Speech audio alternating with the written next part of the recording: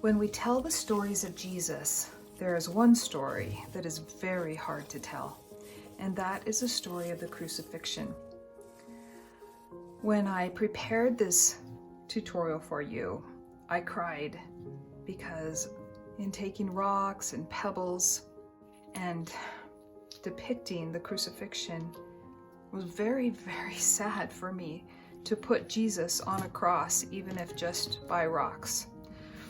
So if you are sad when you do this, it's okay, because the next story after this one is when Jesus comes back to life, and that's the happiest story of them all.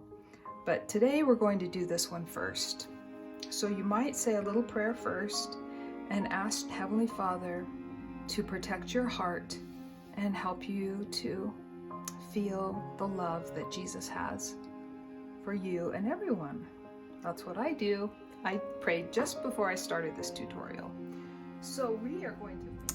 Please know that Jesus Christ loves you and did all of this for all of us. And so learning these stories is really important. It really matters. And maybe you can tell these stories to your family and friends.